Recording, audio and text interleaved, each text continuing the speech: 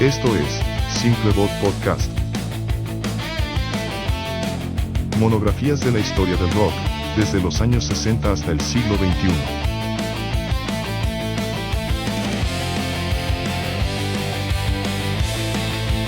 Conducido por Marissa Simpson y Juan Pleite.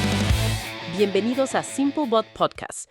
Hoy vamos a rebobinar la cinta hasta una fecha que quedó grabada a fuego en la memoria de toda una generación. 25 de octubre de 1984. Una noche en la que Guadalajara no durmió, porque estaba demasiado ocupada sacudiendo la cabeza.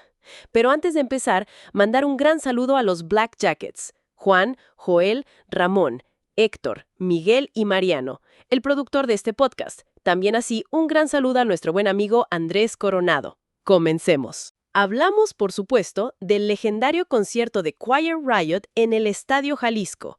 Pero este no es solo el relato de una banda estadounidense conquistando México.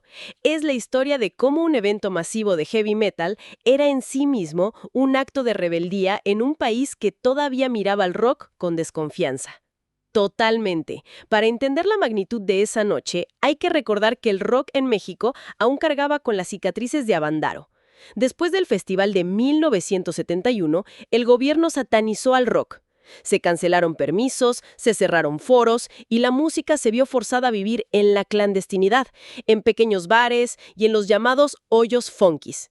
Durante más de una década, los grandes conciertos masivos fueron una rareza, considerados peligrosos y subversivos por las autoridades. Por eso, traer a una de las bandas más grandes del planeta en su pico de popularidad no era solo un negocio, era un desafío cultural y logístico. Y para añadirle más sabor a esta olla de rock, el plato principal no vino solo. Antes de que Quiet Riot desatara el manicomio, el escenario fue calentado por dos propuestas que, sin saberlo, representaban el pasado y el futuro del rock tapatío, Toncho Pilatos y un joven grupo llamado Sombrero Verde. Hablemos de los que prepararon el terreno. Primero, subió al escenario una leyenda local, Toncho Pilatos. Para los más jóvenes que no los conozcan, Toncho Pilatos no era una banda cualquiera. Eran los padrinos de la escena under de Guadalajara desde los años 70. Su sonido era un viaje, mezclaban rock progresivo con blues y una psicodelia muy densa, pero con un ancla profundamente mexicana en sus letras en español. Exacto. En una época donde todo era importado, ellos crearon un sonido auténtico y propio que los consolidó como pioneros. Esa noche, para muchos de los veteranos, verlos en un escenario de ese tamaño era una reivindicación. Eran la prueba viva de que el rock en Guadalajara tenía raíces profundas y había sobrevivido a todo en las catacumbas. Y después de la cátedra de rock de Toncho Pilatos, el escenario cambió de color. Le siguió una banda que representaba la otra cara de la moneda, Sombrero Verde. Con un sonido más pulido, más cercano al new wave y al rock pop, ya empezaban a sonar en la radio y apuntaban a ser el nuevo referente del pop rock en la ciudad. Aquí es donde la historia se pone interesante. En ese momento, para muchos eran solo los chicos nuevos, pero esa banda, liderada por un tal Fer Olvera, estaba a punto de cambiar de nombre y de historia. Se convertirían en Maná.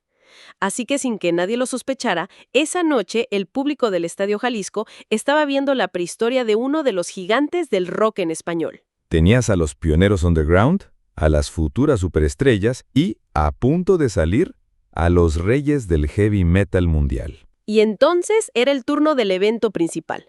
Pero para entender por qué Quiet Riot era un monstruo tan grande en 1984, tenemos que sumergirnos en su historia, que es una auténtica montaña rusa de fracasos, tragedias y un éxito explosivo. La historia comienza en Los Ángeles en 1973. La banda fue formada por el vocalista Kevin DuBrow y un guitarrista absolutamente superdotado, un joven prodigio llamado Randy Rhoads. Junto al bajista Kelly Garni y el baterista Drew Forsythe, se consolidaron como Quiet Riot en 1975. Se convirtieron en la banda insignia de la escena de clubes de Los Ángeles, pero había un problema. Ninguna discográfica en Estados Unidos quería firmarlos. Es increíble pensarlo, pero las disqueras los consideraban muy británicos, muy parecidos al glam rock de Slade o de Sweet, y no les veían futuro comercial en América. Sin embargo, su reputación llegó hasta Japón, donde sí los ofrecieron un contrato. Sus primeros dos álbumes, Quiet Riot 1 y Quiet Riot 2, se publicaron exclusivamente en Japón. Eran estrellas de importación. Pero Randy Rhoads estaba destinado a cosas más grandes. En 1979, Ozzy Osbourne lo recluta para su banda solista y juntos graban dos de los álbumes más importantes de la historia del metal, Blizzard of Oz y Diary of a Madman. La salida de Randy fue un golpe mortal para Quiet Riot. La banda simplemente se desintegró. El sueño parecía haber terminado. Y aquí es donde la historia da un giro trágico. En 1982, Randy Rhoads muere en un terrible accidente de avión a los 25 años. El mundo del rock quedó devastado. Tras la tragedia, Kevin DuBrow, que había intentado seguir con un proyecto llamado DuBrow, decide resucitar el nombre de Quiet Riot casi como un homenaje a la memoria de su amigo. Y lo hace con una nueva alineación, que sería la que conquistaría el mundo. Recluta al guitarrista Carlos Cavazo, al baterista Frankie Banali, y convence al bajista Rudy Sarzo, que de hecho estaba tocando con Randy en la banda de Ozzy, para que se uniera a ellos. Esta no era una simple reunión, era una reinvención total. Con esta nueva energía, graban un álbum en 1983 que cambiaría la historia de la música para siempre, Metal Health. El productor, Spencer Proffer, tuvo una idea genial. Sabía que la banda tenía un sonido potente, pero necesitaba un himno, un ariete para derribar las puertas de la radio. Le sugirió grabar un cover de Slade, una banda que ellos admiraban. La canción elegida fue Come and Feel the Noise. Y fue una explosión nuclear. El single y su video en MTV se volvieron omnipresentes. El álbum comenzó a escalar las listas de una manera que nadie podía creer. Y entonces, en noviembre de 1983, sucedió lo impensable. Metal Hill llegó al número 1 de la lista de Billboard, desbancando a Synchronicity de Police y manteniendo a raya al Thriller de Michael Jackson. Fue el primer álbum de heavy metal en la historia en lograr esa hazaña. De la noche a la mañana, Quiet Riot pasó de ser una banda de club rechazada a ser la banda más grande del planeta. Y con ellos, todo el heavy metal, que hasta entonces era considerado un género de nicho, se catapultó al mainstream. Abrieron la puerta a patadas para todo lo que vino después en los 80. Para cuando llegaron a Guadalajara en octubre del 84, la presión era enorme. Acababan de lanzar su siguiente disco, Condition Critical, en julio de 1984. Intentaron repetir la fórmula, incluyendo otro cover de Slade, Mama We're All Crazy, Now.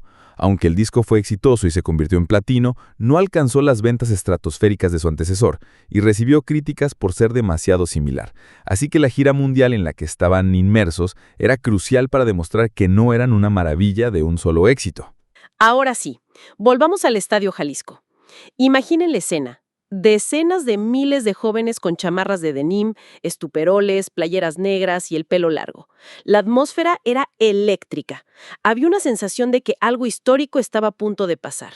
Traer un concierto de esta magnitud fue una apuesta enorme del promotor Juan Valencia Macías, un verdadero pionero. Y Quiet Riot sabía cómo hacer una entrada. De repente las luces del estadio bajan. Se escucha una sirena. Una ambulancia irrumpe a toda velocidad en el campo. Frena bruscamente cerca del escenario y de la parte trasera saltan los miembros de la banda. La gente enloqueció. Fue un golpe de teatro perfecto que encendió la mecha del manicomio. El estadio era un solo grito, y en medio de esa euforia, antes de que sonara el primer acorde, el público empezó a corear una frase que se volvería profética. Guadalajara es la capital del rock en México.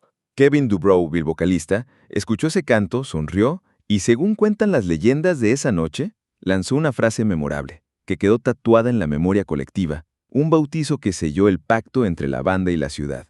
Y a partir de ahí fue una avalancha de poder. El setlist fue una colección de himnos, Sign of Times, Run for Cover y, por supuesto, los cañonazos que todos esperaban. Come and Feel the Noise, Metal Health y Mama We're All Crazy Now. El público coreaba cada verso, saltaba con cada riff, y había un detalle que no era menor. Dos de sus miembros, el guitarrista Carlos Cavazo y el bajista Rudy Sarzo, eran latinos. Para ese público mexicano, ver a dos de sus suyos en la cima del mundo del rock generó una conexión instantánea y un sentimiento de orgullo brutal.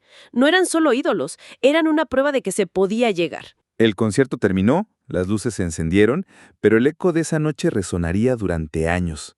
Ese evento no fue solo un gran show, fue la prueba irrefutable de que en México había un público masivo, apasionado y dispuesto a consumir rock y metal. Marcó un antes y un después. Quiet Riot rompió el dique.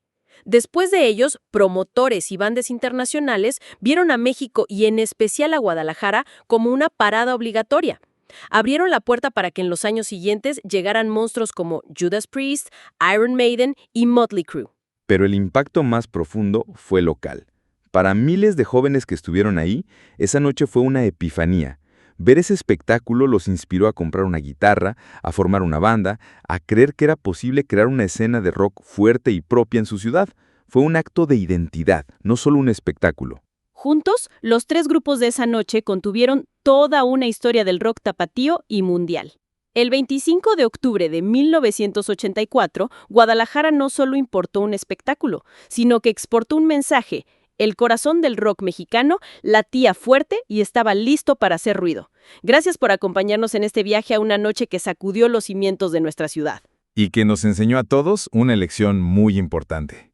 Bang your head. Hasta la próxima, amigos del rock, y gracias por escucharnos.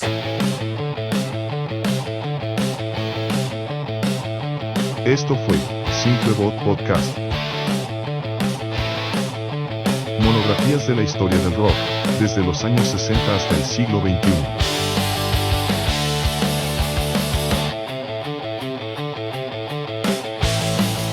Conducido por Marisa Simpson y Juan Pleite.